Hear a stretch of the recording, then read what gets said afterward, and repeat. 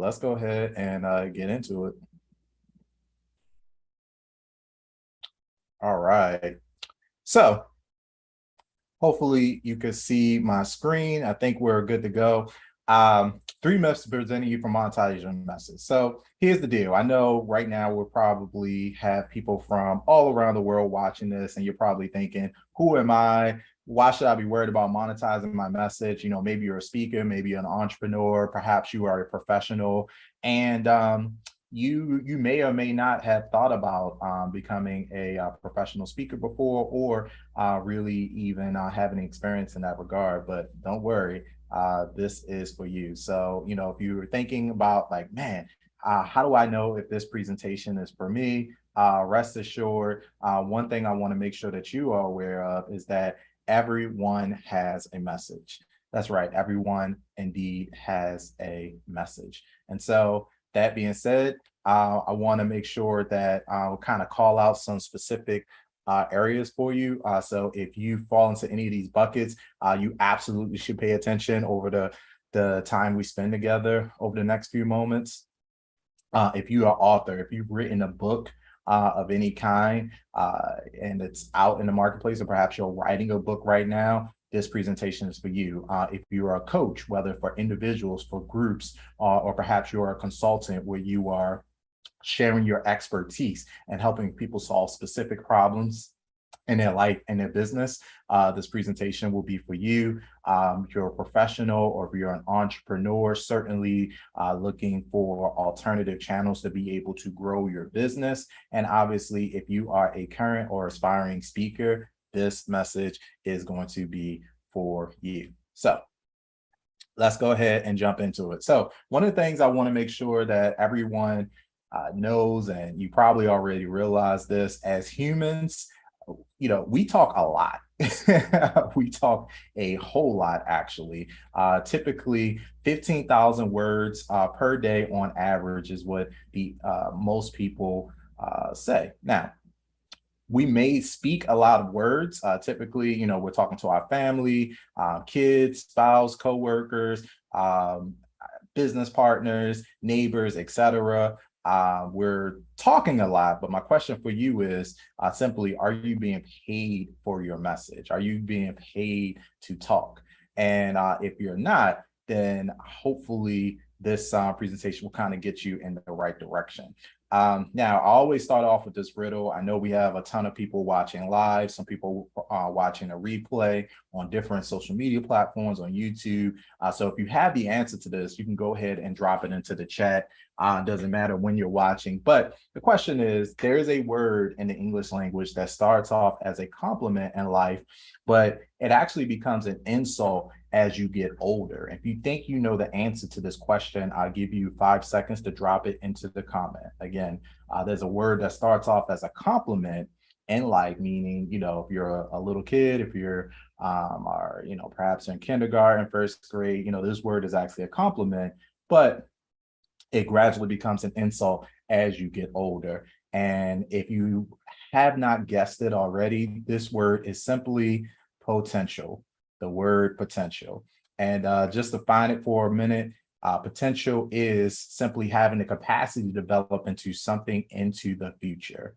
And second definition, there are latent qualities or abilities that may lead to future success.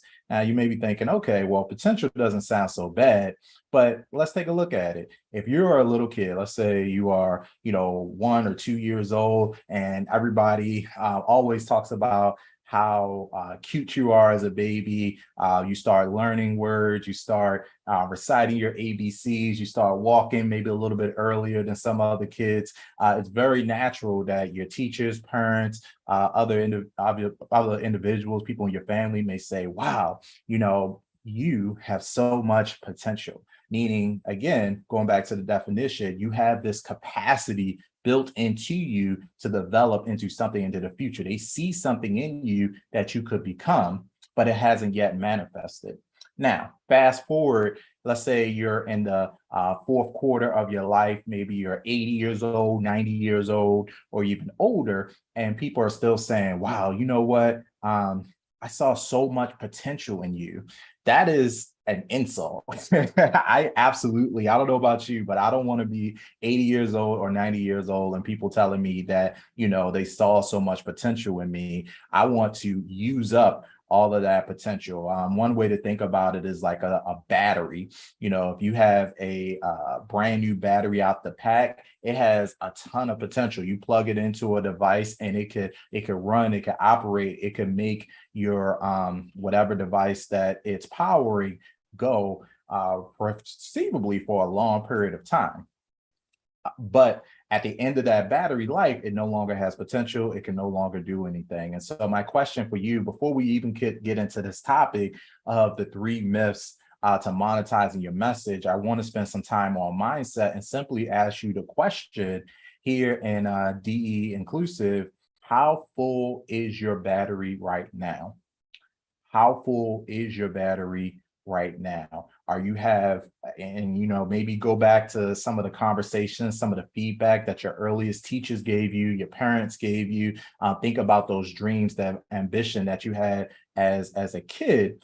And I'm not going to ask how old you are right now, but just whatever age you are right now, just think about, based on the amount of potential you've been told that you have, that that you have, how full is your battery? And hopefully this presentation will be a wake-up call to make sure you don't die with that potential in you.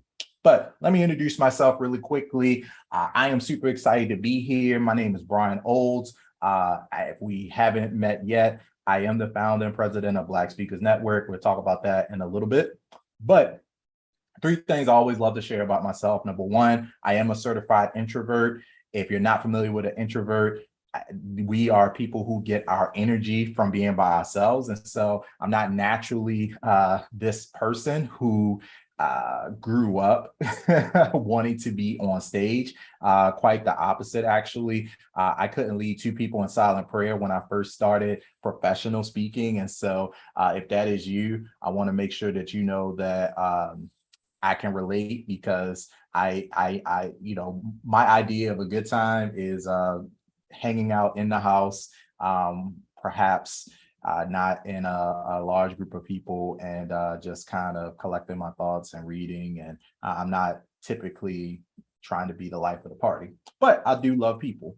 The second thing is that I am a kid from Baltimore, Maryland, in the United States. Right outside of Washington, D.C. is where I grew up.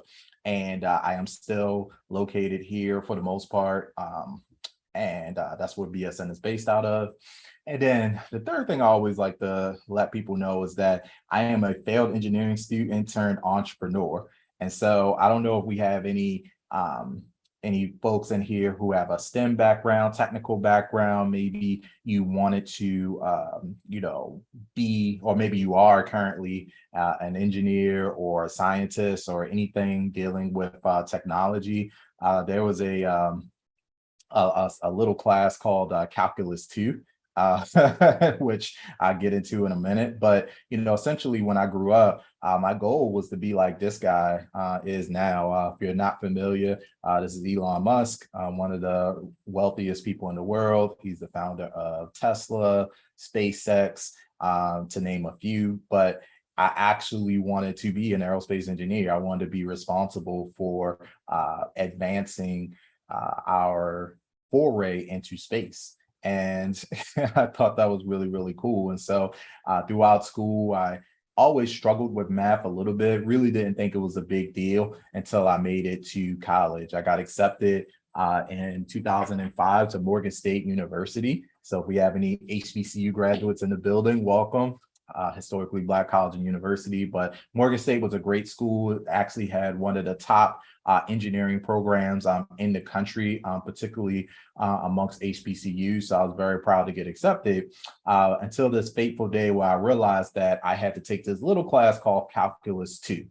Now, again, if we have any STEM folks here, you already know what calculus is, and I'm not going to go into detail here, but my common joke is always, calculus 2 was actually my limit. I remember sitting, taking the test, and realizing that 30 minutes had gone by. This test was supposed to be an hour. I had nothing on the paper. I had no idea what I was doing.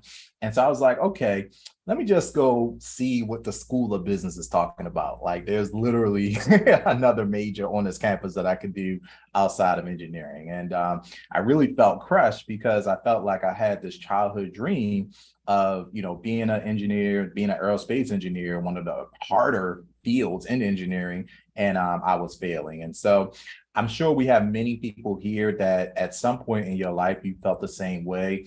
You felt lost, you felt confused, you feel like you failed, and you wasn't really sure what the next step would be. And that was me at Morgan State University. I was still in college, but I essentially had abandoned my dream. And so now I was stuck and wasn't exactly sure what was going to happen. Well, as you would have it, one fateful day, a young lady came running into our classroom, was all excited about this organization called Toastmasters.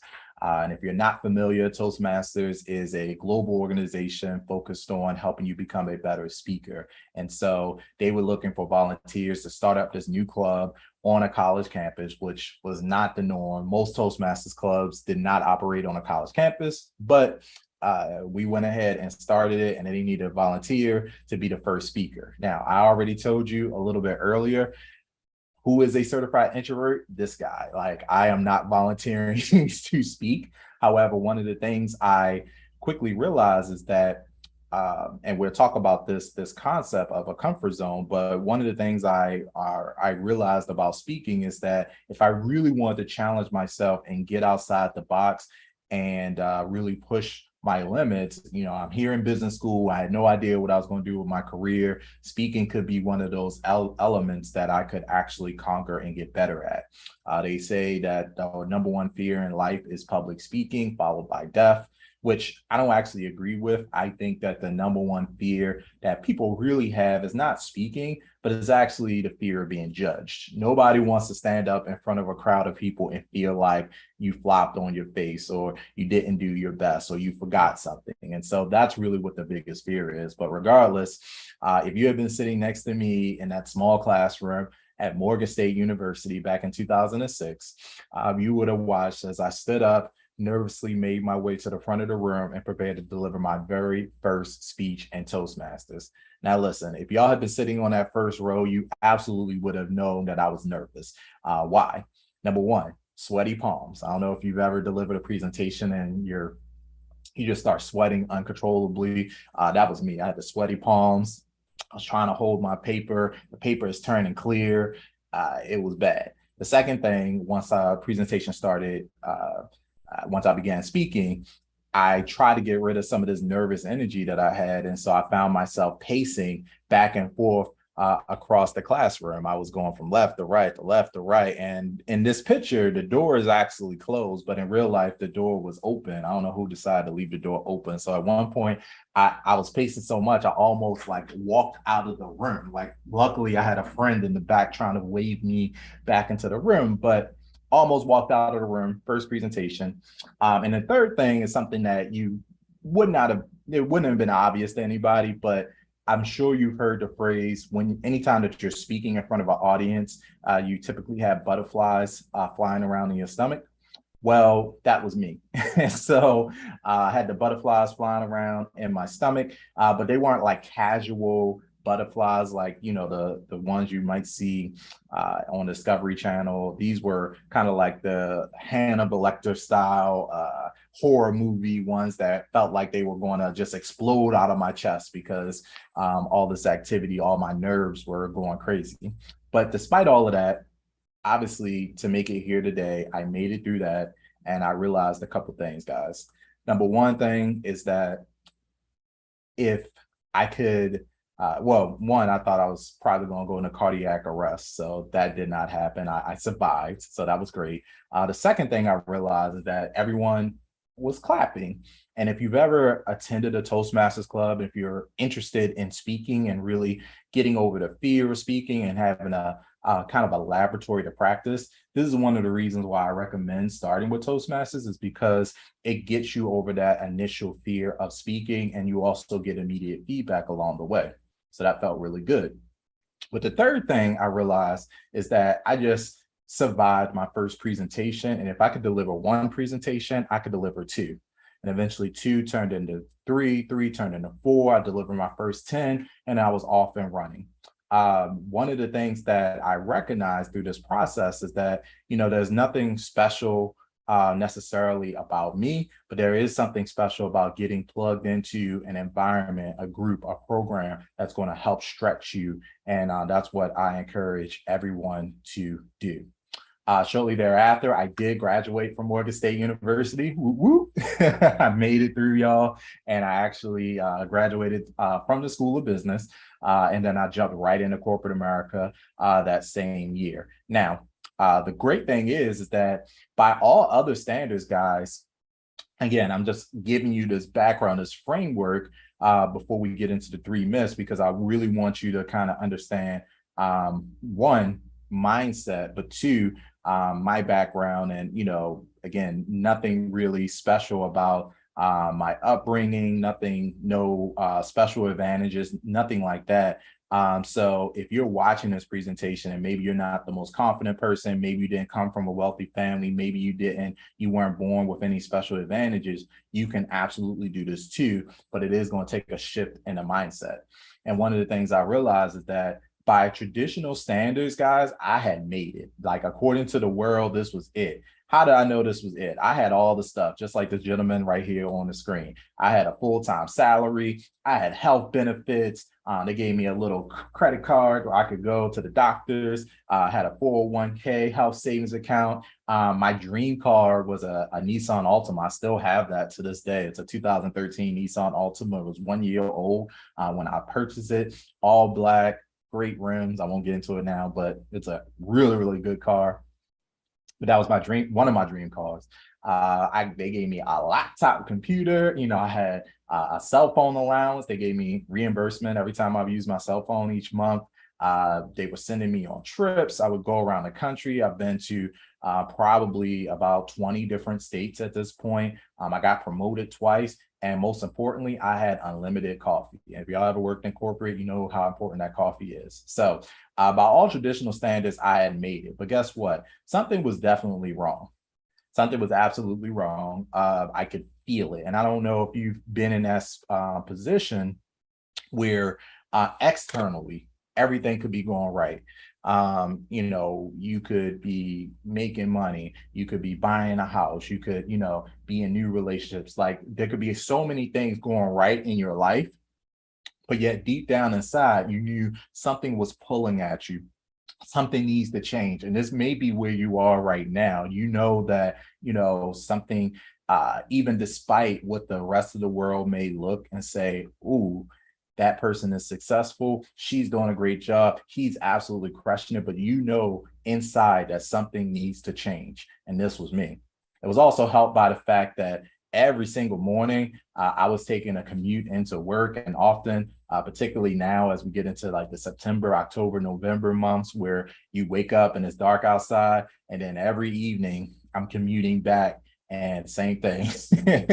and I don't care who you are, there is something very depressing about going to an office when it's dark outside and leaving that office and the whole day has gone by and it's dark when you leave. Like, that's something that I just don't think humans are designed to do. And I was experiencing that. And so when I added it up, I actually ended up staying with that same company for over 11 years. And when I did the math, I realized that that was 261 working days on average.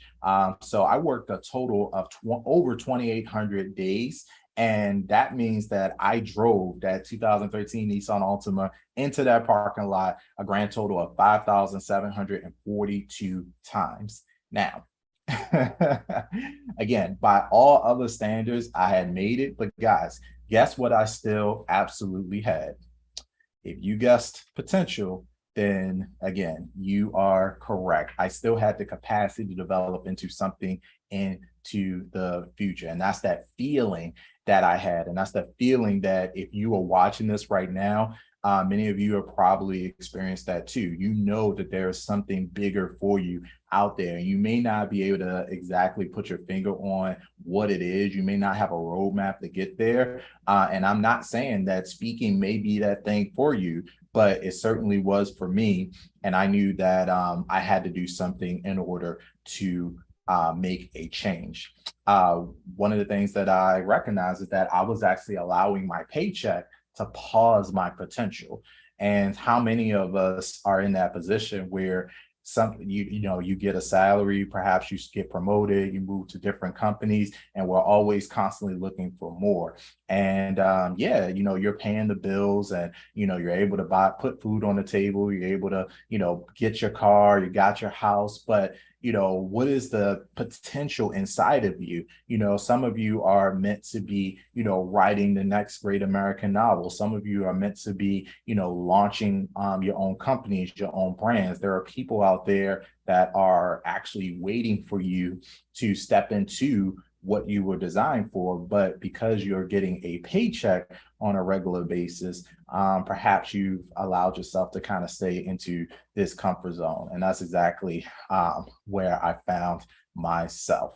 So you may be asking the question, well, Brian, that's all cool, but what do I do about it? How do I actually move from your potential to your promise? And we've been talking about this concept of the comfort zone.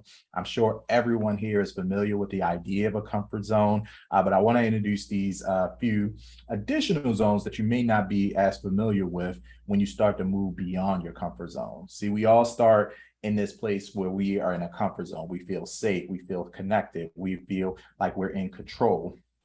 And you could stay in that place for a really long time as a professional, as an entrepreneur.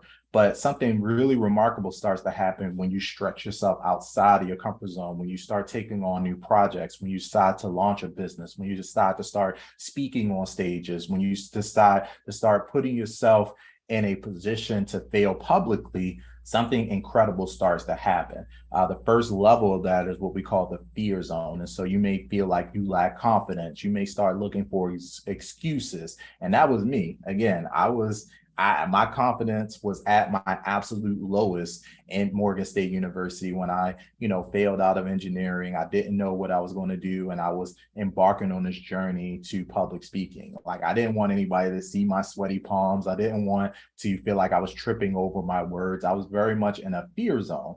But once you break through that fear zone, you eventually are able to move into this larger zone, which is called your learning zone. And so now your confidence is starting to go up. You're dealing with challenges and problems, but you're also learning new skills, and you are able to actually do things that you may not have thought were possible back here when you were in your comfort zone.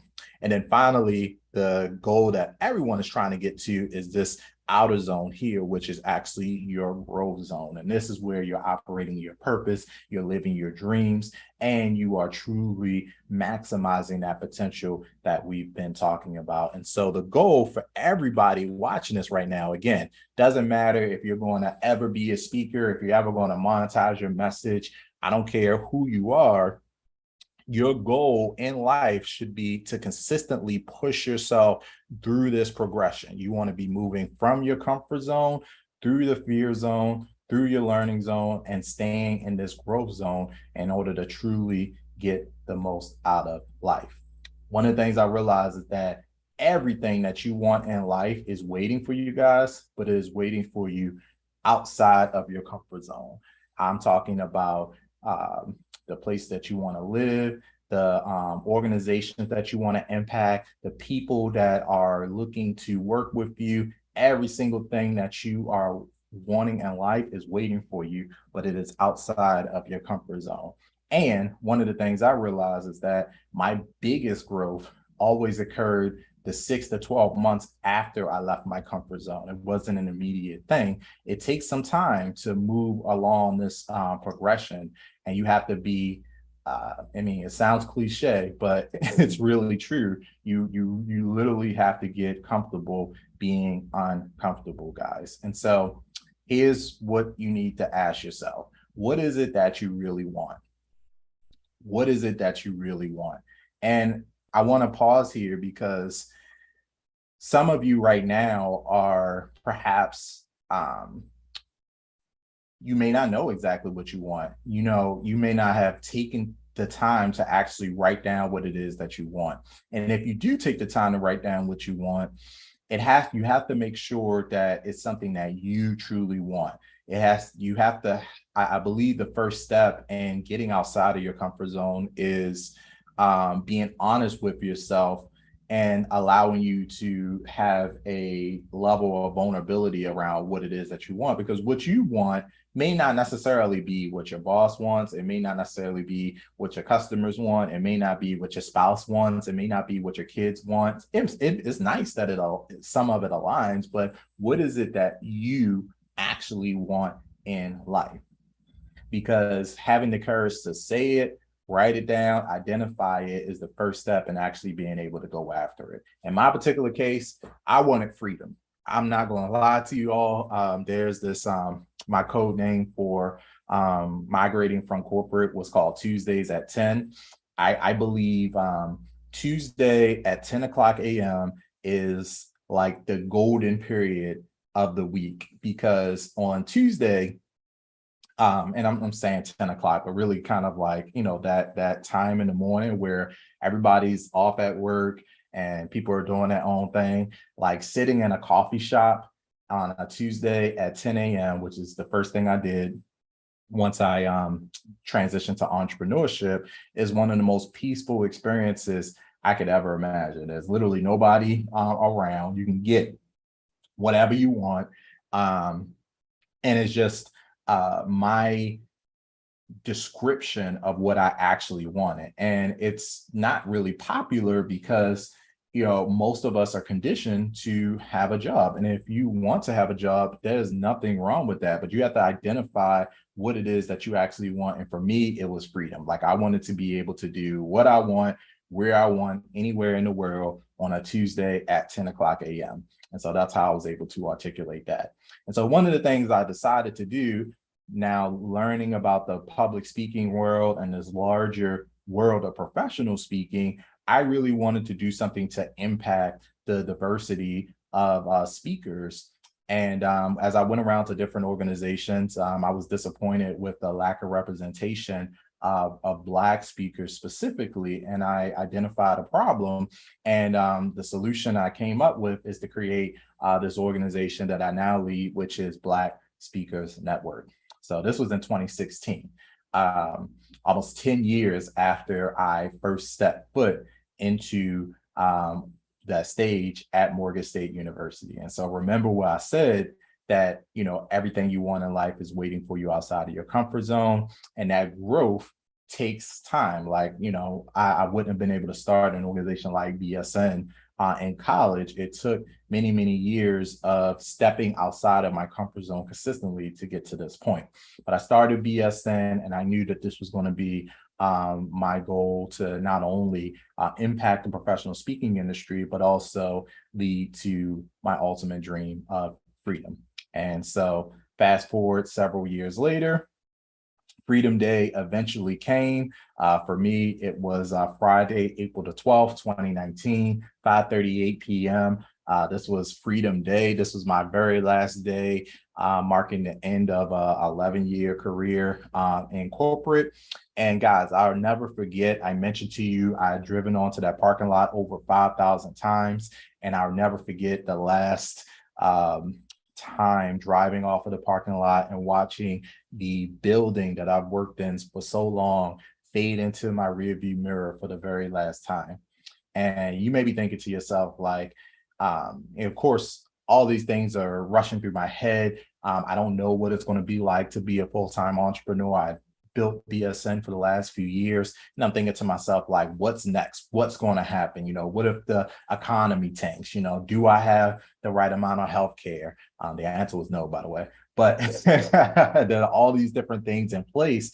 I'm thinking, am I ready to take this proverbial leap? And, the natural question is, was I afraid? And, the obvious answer is yes, I was absolutely afraid. But again, what happens when you leave your comfort zone? That's where everything is waiting for you. And so in my particular case, let me give you a sneak preview of what happened. Again, 2019, April 12th was when I left. That very same year, now that I was no longer working full time, I was able to do my first national book tour. I ended up going to multiple cities. Here was us in Richmond, Virginia, in the Speak Up book tour, which is one of our books that was released that same year. Initially, I was just going to do a small book launch in Baltimore, but I ended up, going to multiple cities: Charlotte, Richmond, LA, Detroit. And it was an incredible experience. Also, that same year, we got recognized as Speaker Organization of the Year at an organization called SpeakerCon. Fast forward to 2020, we had our very first global conference. 2020 was, of course, the year that COVID-19 lockdowns occurred, so a lot of transition, but we were able to still pull off our first international virtual conference. I flew down to Miami, got certified through Andy Henriquez Storyteller Academy, which is a great experience. And I was also featured on the cover of Speakers Magazine alongside so many of our BSN members. 2021, decided to relax a little bit, take some time off, and ended up in the Dominican Republic. If you have not been to the Dominican Republic, it is awesome. 10 stars, highly recommended. But this was actually my 36th or 7th birthday, I believe. I always forget how old I am. I have no idea why, but I'm 38 right now, I think. But so this is an incredible experience. And at the end of that year, I got recognized with an honorary doctorate degree in humanities. So now I'm technically Dr. Brian J. Oles. And then 2022, which is of course where we are now, we hosted our very first international in-person retreat that was in Jamaica and Montego Bay. So that was an incredible experience there. And this past few months after that, I decided to live abroad again. Tuesdays at 10. My goal was freedom, and this trip really represented the combination of that. And so I lived for 35 days in Barbados, and we're actually going back to Barbados at the end of this year as well. And we'll be there through Thanksgiving. And so, guys, all that to say is that you see the progression. What can happen when you step outside of your comfort zone? And again, we're going to talk about the 3 myths in a moment, but I really want to make sure that you understand the mindset here is so super important.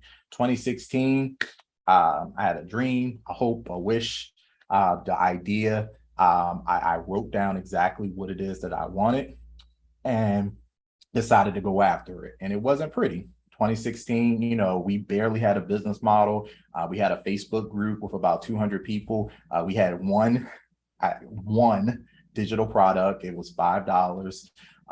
And from there, over the next 7 years, we now have a company, 100,000 plus in annual revenue every year, 10 plus streams of income. We have over 15,000 current and aspiring speakers and entrepreneurs that have joined us in the Black Speakers Network community. And we are not slowing down by any means. And so the main thing I want to communicate in this section is that you will always have potential if you choose to remain in your comfort zone. That battery will stay nice and full, and no growth will occur. And so I absolutely encourage you, if you are in this place where you feel like you have not been you've been stuck in your comfort zone, it's okay, it's fine, but let this be the time where you draw a line in the sand and say, no more. I'm ready to step out. I'm ready to identify what I want, and you're ready to move out of that comfort zone to your growth zone.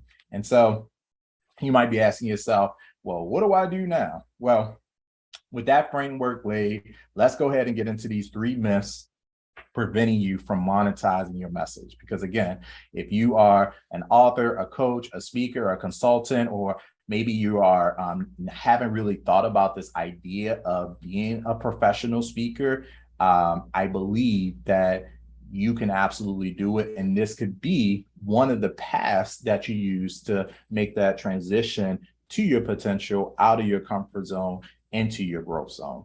And again, not for everybody, but typically these 3 myths are what we find that hold a lot of people back from thinking that they could be a speaker, because you absolutely can do it. So the first myth that we always run into is that speakers think that their message is for everyone. That is a really, really big myth that we just want to get out the way up front. The truth is, if you try to speak to everyone, unfortunately, you will actually speak to no one. And there's a couple of reasons for this. The first reason is that as of the time of this training, there are almost 8 billion people on the planet. That's a lot of people.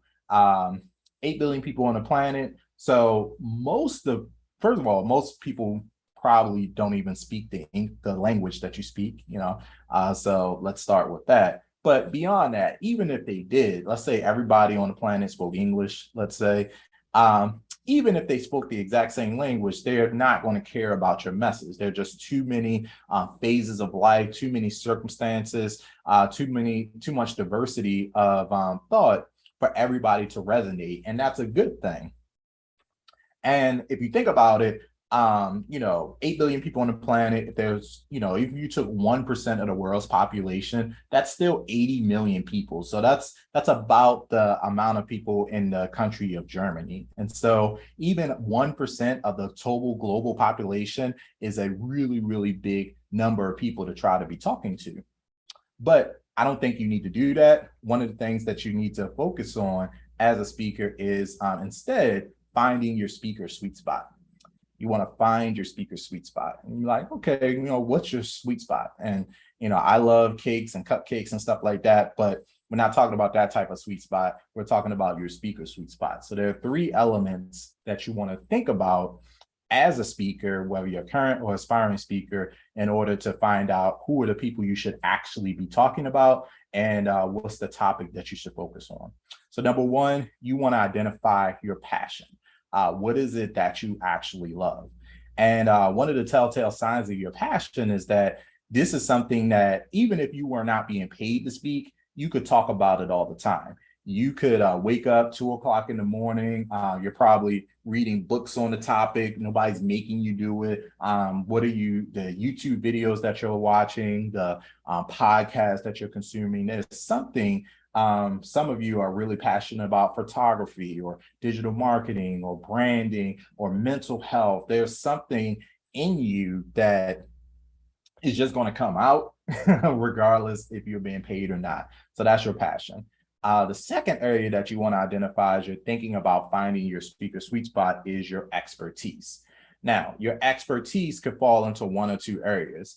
Typically, this is going to be something that a problem in your own life that you have solved, or a problem that you have successfully solved for others. And so some of you are really, really great at, marriage, family, and relationships. Some of you are great at helping people navigate how to become better leaders in an organization. You've implemented things to get yourself promoted throughout your career. Maybe you are excellent at financial management and helping people, get out of debt. Whatever it is, if you're listening to this and you're over the age of 12, you've done something in your life that you could probably help other people get through the same package. The problem with expertise is that most of the time we undervalue our own expertise. We don't think that the things that we've done in life are significant.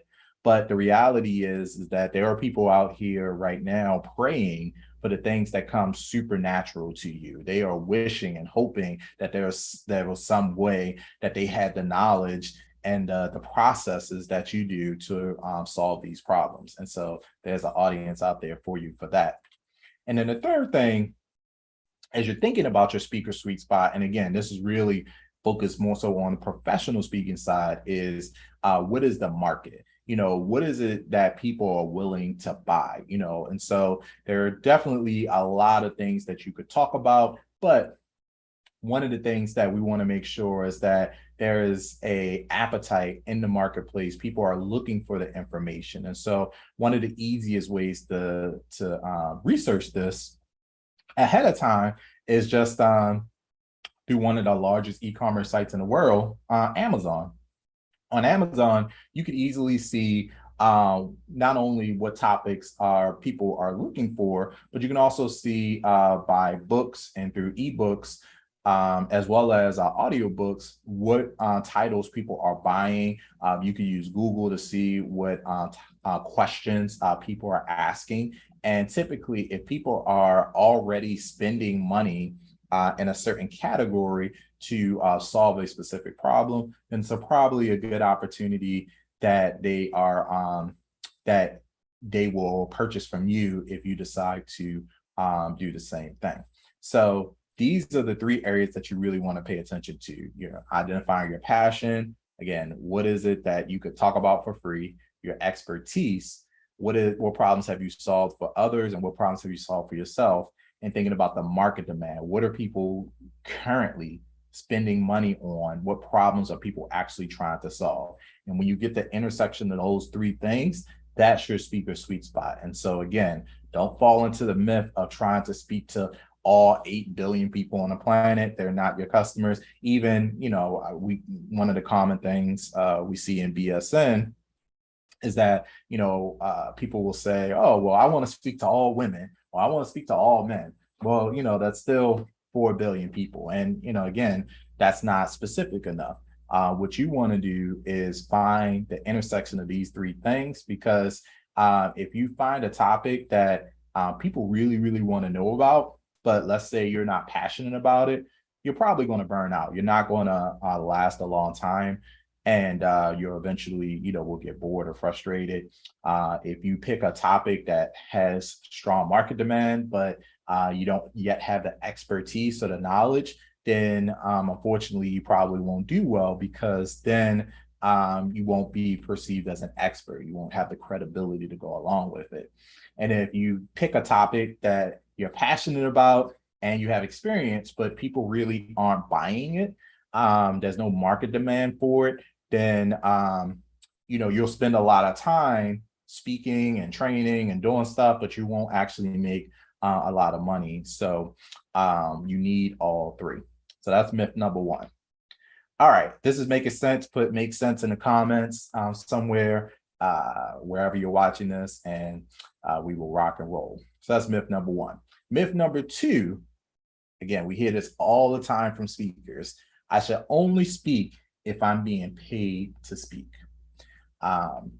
This is a huge myth. There are so many reasons why you should take the stage as a speaker. Not all speaking opportunities are paid. In fact, the truth is that most speaking engagements are free. Now, hear me out. There is nothing wrong with getting paid to speak. I love being paid to speak. It's one of the coolest experiences, having someone directly compensate you for your knowledge. But just keep in mind that as a professional speaker, there are many paths to actually monetizing your message. And if you adopt the strategy to only speak if there's a budget, then you could be missing out on a lot of opportunity to get in front of your target audience and actually monetize your message through other channels. So one thing I always like to point out is that there are a lot of opportunities to speak on a weekly basis. There are in these numbers that I'm showing you right now are just for the United States, but you can easily look up the numbers for your own country. There are 92,000 associations in the US. There are over 850,000 active podcasts. Now, there are actually way more podcasts than that out there. By active, we're just talking about ones that have published content within the last 30 days. And it's estimated there are over 50 million meetings have taken place every single week. some of you will probably listen to this and there's, in a meeting, you just got out of a meeting, you're going to a meeting. And so, again, we talk a lot. So there are always meetings taking place.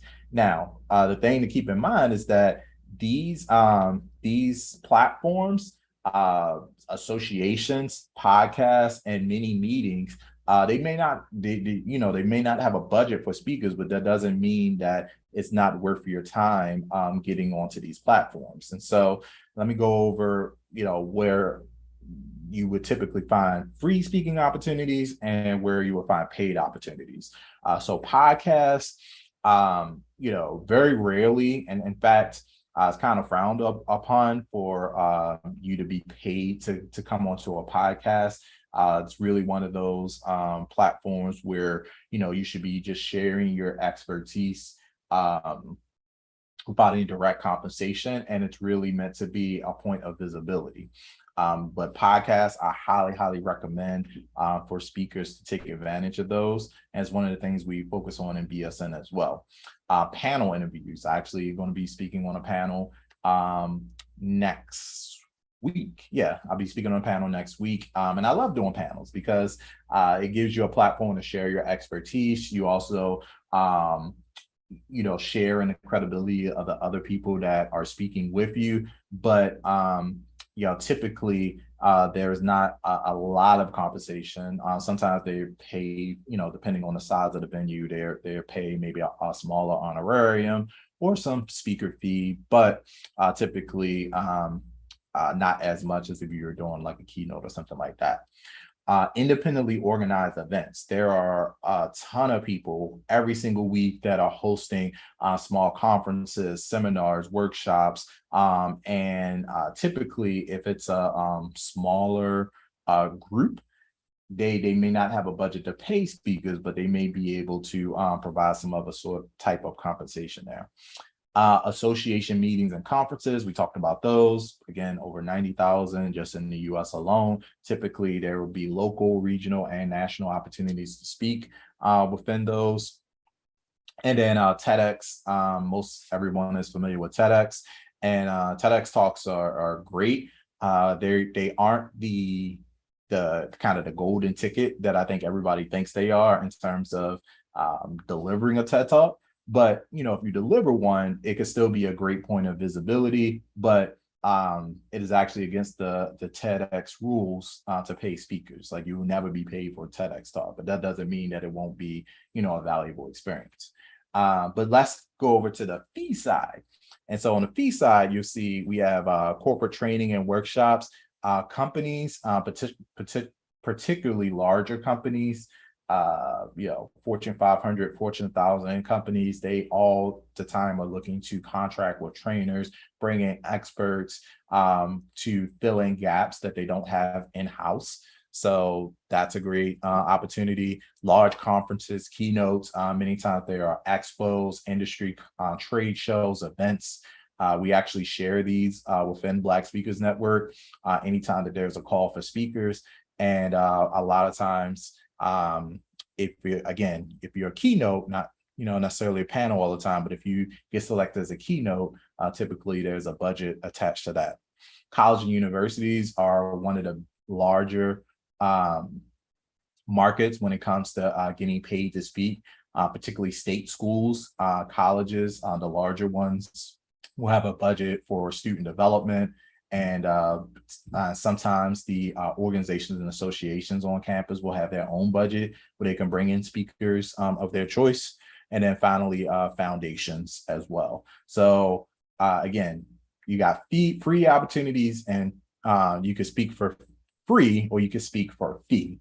What I recommend is once you identify your target market and you understand exactly who it is you're trying to get in front of, you should have a combination of free and fee speaking engagements that you can mix into your overall activity. So you're just not relying on getting paid. Most speakers are not just making money off of their speaking fee.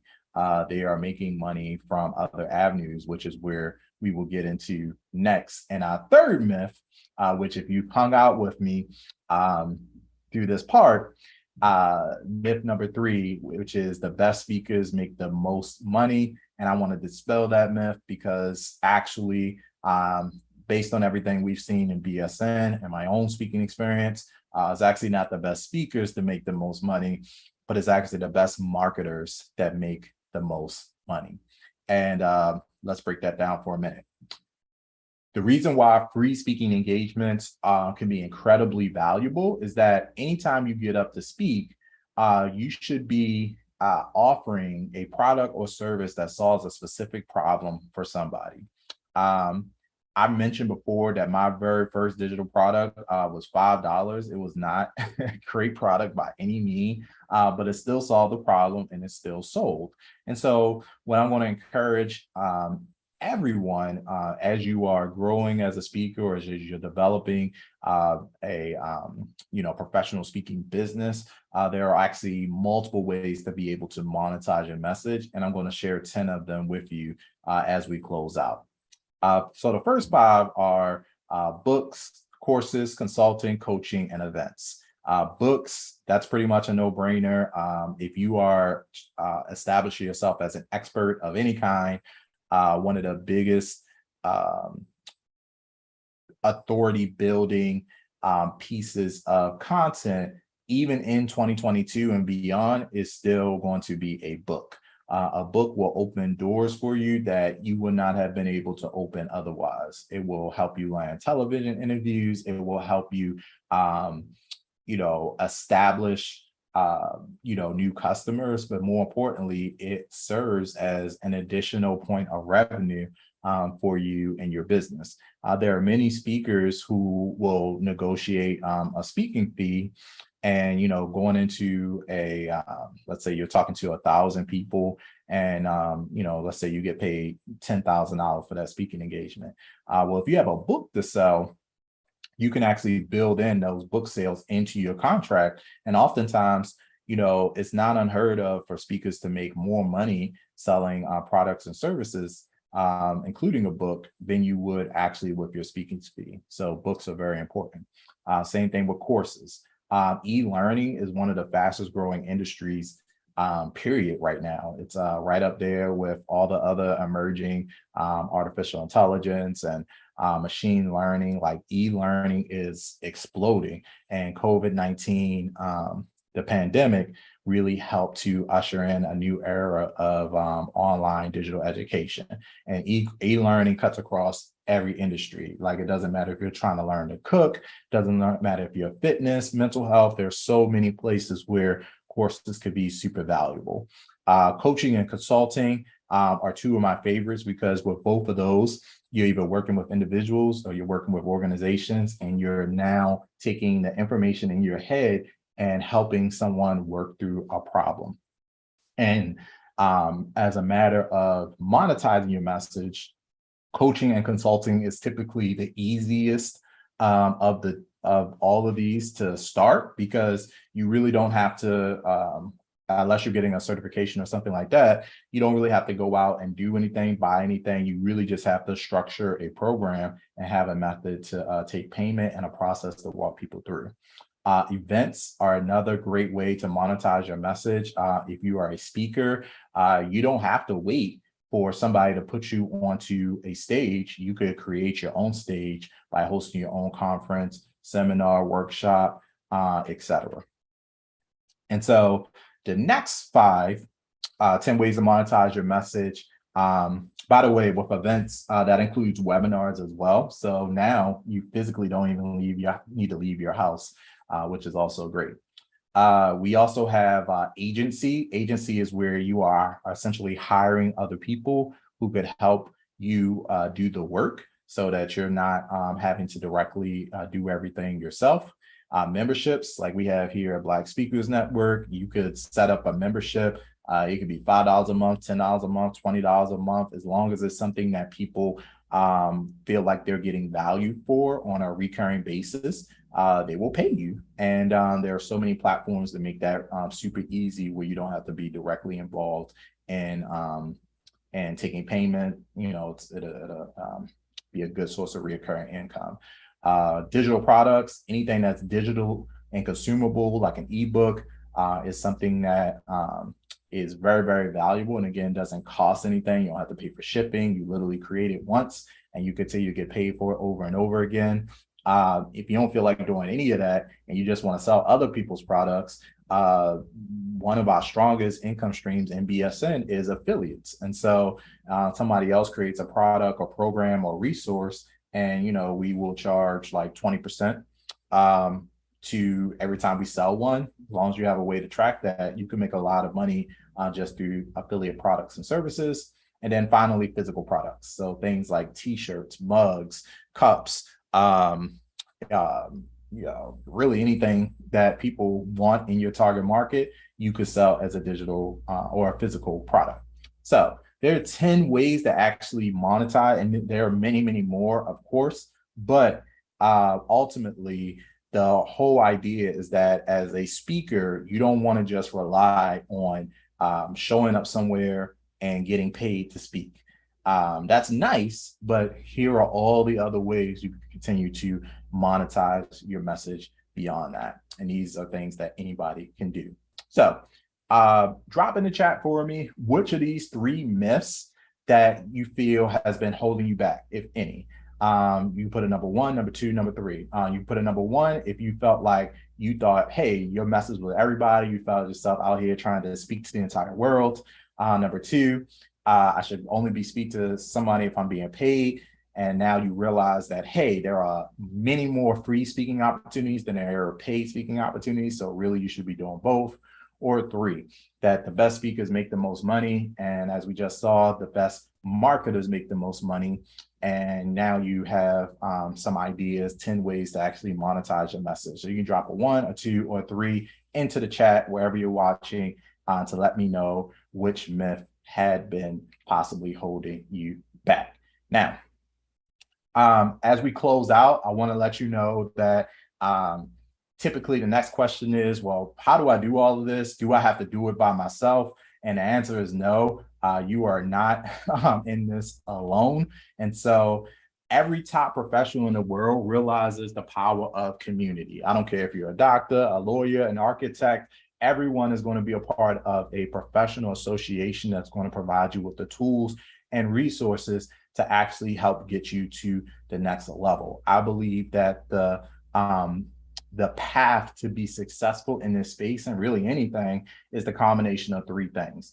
You need access to information, you need access to insight, and then of course you need opportunity. And so that's one of the reasons why we created Black Speakers Network, because that is a place where you can find all 3. And so if that is you and you are in a place where you know that speaking is one of the things that you want to do to make that transition, to unlock your potential, to move from your comfort zone, then I invite you to, of course, be a part of the Black Speakers Network community.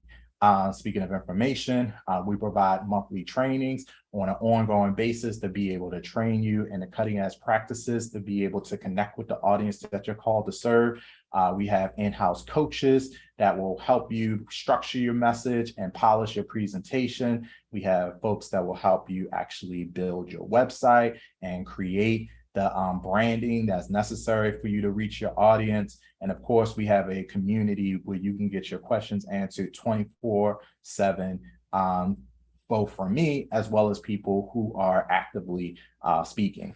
In addition to that, we have access to speaking opportunities. I mentioned to you before, Monday through Friday, we are constantly sharing what we call speaker opportunity alerts. So these are conferences, expos, TED Talks, virtual events, podcasts, really any opportunity that our team comes across, or as people reach out to us requesting speakers, we always share those opportunities with our network. And then we celebrate when you get booked so that people can see the folks that we are putting on stage.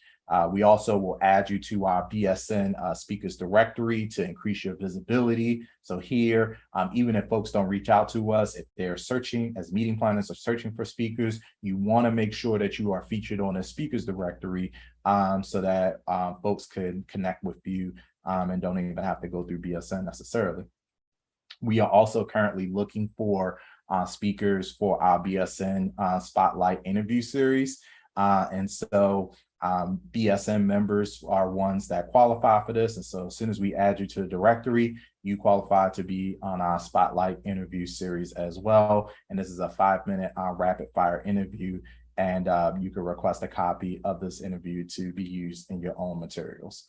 But listen, I know BSN isn't for everyone. And so as I close, I want to let you know that there are 3 types of people BSN membership really wouldn't benefit.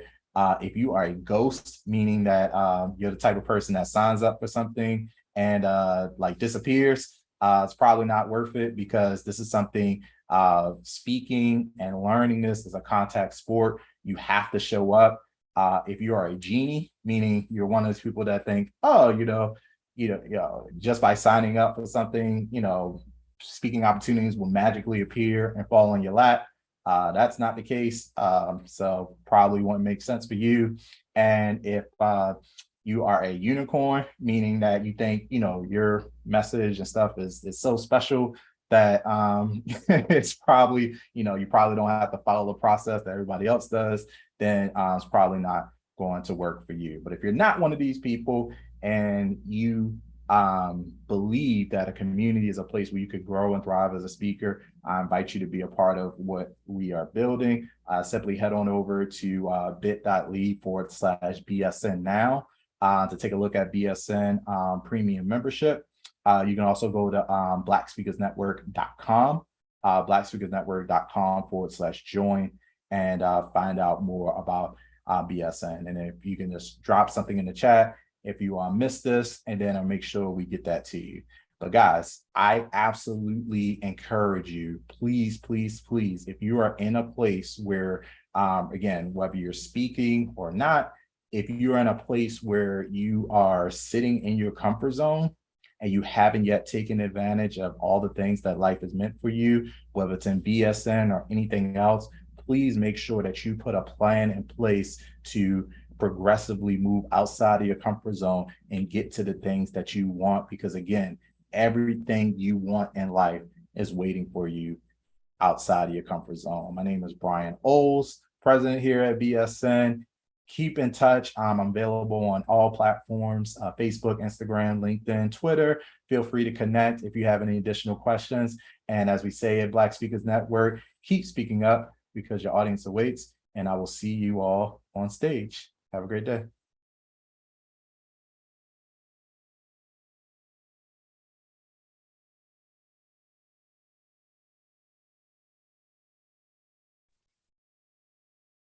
Thank you guys for joining. We are hoping to see your faces in our next event as well. Have a good day. Thank you, Brian. Thank you, Brian. It was a wonderful event. Thank you very much for this. I got a couple of questions. Can you answer them? Sure, I'm available for questions. So yeah, I would love to, and thank you so much. It's a pleasure. Firstly, I love your myth bursting. Those myth bursting, those are awesome. Those are real stuff. Also, could you tell me who are your favorite public speakers? My favorite public speakers? Yeah. Is that the question? Okay, yeah. So my favorite speaker currently and still is a gentleman by the name of Craig Valentine. You could look him up. He may not be as well known as Les Brown. I see someone mentioned Tony Robbins and stuff like that, which great speakers as well. But Craig Valentine really helped me lay the foundation for my own speaking style. So he's someone that I really, really enjoy, and he's from right here in Maryland. If we have anybody in Toastmasters, he was a 1999 world champion of public speaking, which is a global public speaking contest that takes place every year with about 30,000 individuals. And to win that is very significant, but he's taken that and built a significant speaker training and sales training business on top of that. And so Craig Valentine, if you Google him or look him up on YouTube, like he's one of the best speakers I have ever seen, platform skill wise, storytelling wise, his ability to capture an audience, humor, like he's just a whole package. So he's still to this day one of my favorite speakers. Wow, thank you so much. Also, what was your first digital product? You told us, it was terrible, but you sold it for $5. It was continued to be sold on. So, what was that? Could you elaborate on it if you're not comfortable? Yeah, absolutely. I talk about it all the time.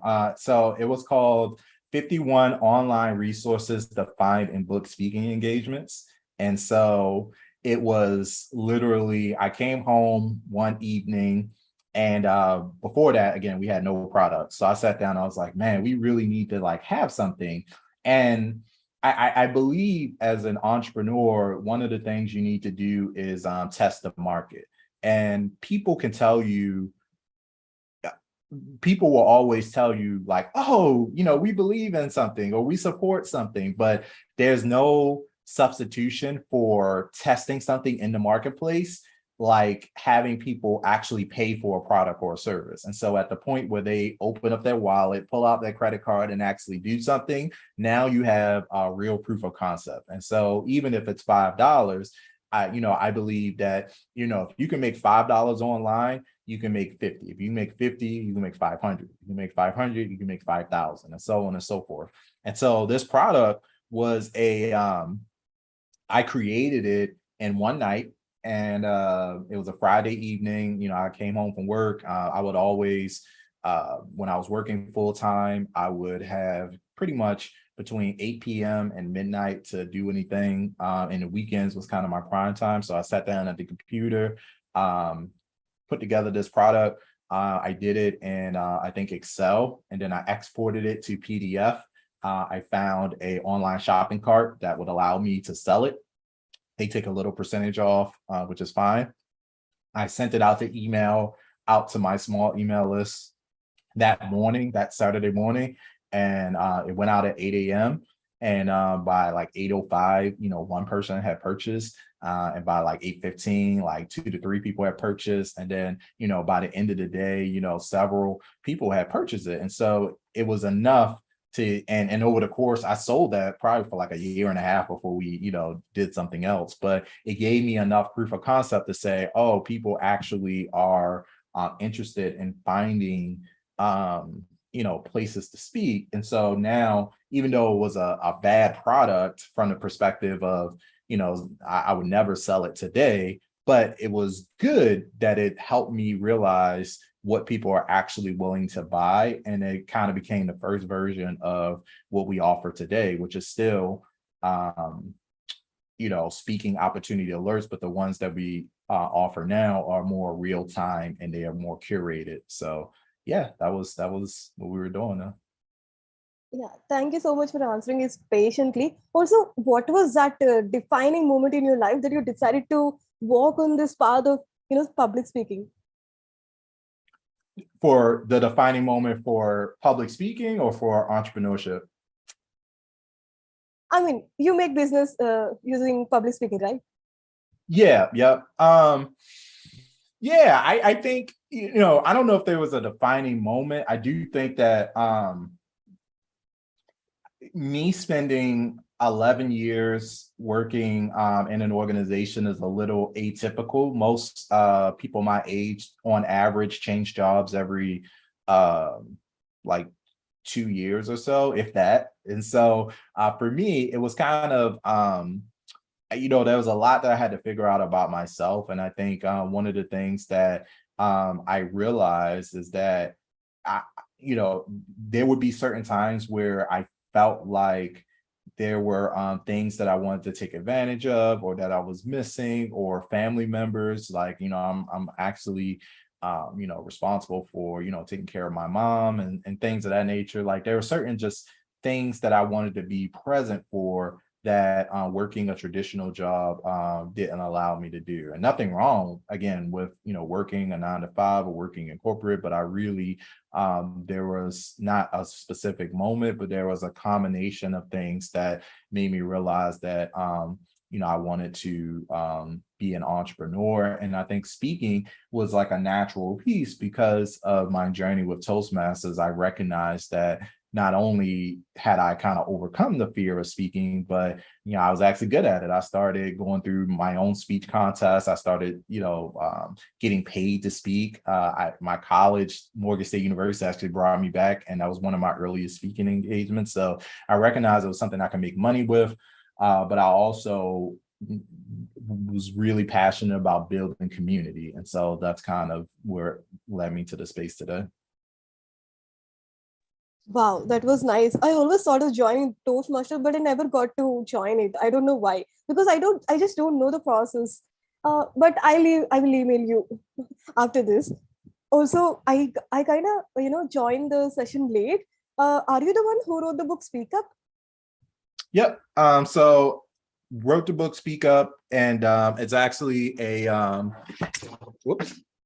Dropped it, but it's a co-authored project with 35 other speakers. And so and Les Brown wrote the foreword, and Dr. George Fraser, excuse me, he wrote the afterword. Dr. George Fraser worked the foreword. But yeah, there are 35 authors that came together. They were all kind of early members of BSN, but they are all thought leaders in their own space. So the book is an anthology that covers a number of different topics, everything from podcasting to, delivering a TED Talk to, creating, how to show up as a panelist, how to, get your first book started. So it covers a variety of different topics, all packaged in one place. And so in BSN, we talk about this concept called the 5 M's. And so those are the 5 M's for kind of building your speaking business.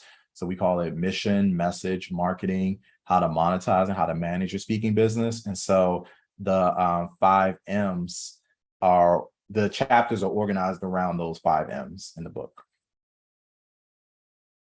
Wow, thank you so much. That was good to know.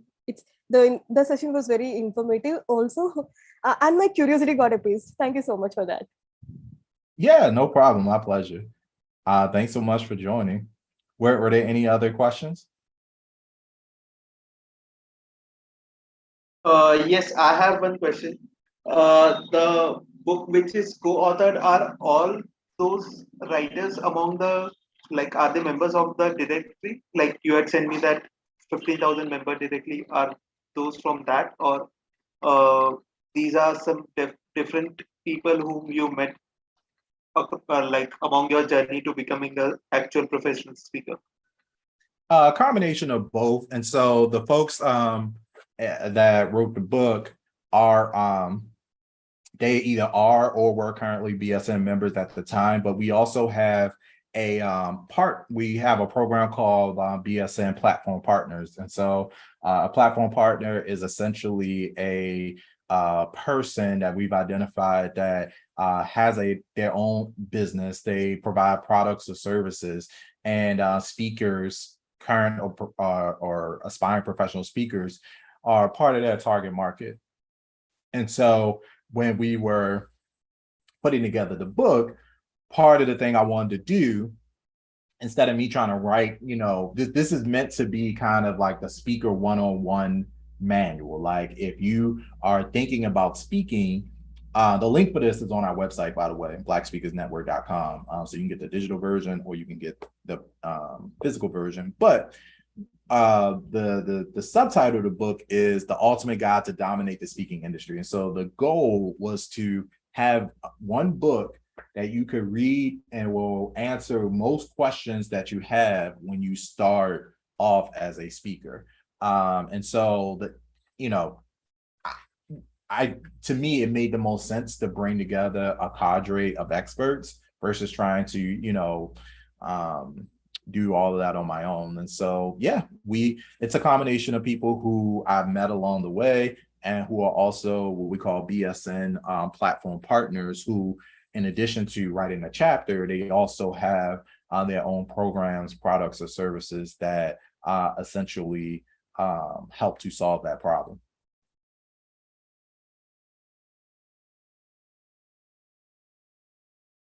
Does that make sense? Yes, yes, totally. Awesome. Well, great. Well, if there are no additional questions, I'm seeing a hand gestures. Thank you. So yeah, if there are no additional questions, obviously it's been a pleasure having an opportunity to speak. I again want to thank all the organizers, DE Inclusive. I appreciate you so much for inviting me in, and for everyone that stayed throughout the entire training or came late, and anybody watching the replay. Again, I am always inspired by people who have the audacity to, you know, seek out information, resources, but not just that, but to apply it. If you need support, of course, Black Speakers Network is here. But outside of that, I look forward to staying connected. And if I can help with anything else in the future, just let me know.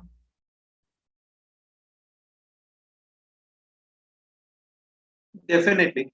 If in case there is anything like, we will surely get back to you. Sounds good. Sounds good. Well, have an incredible rest of the day. And I look forward to staying in touch with you. Yeah, the same. Thank you very much once again. My pleasure.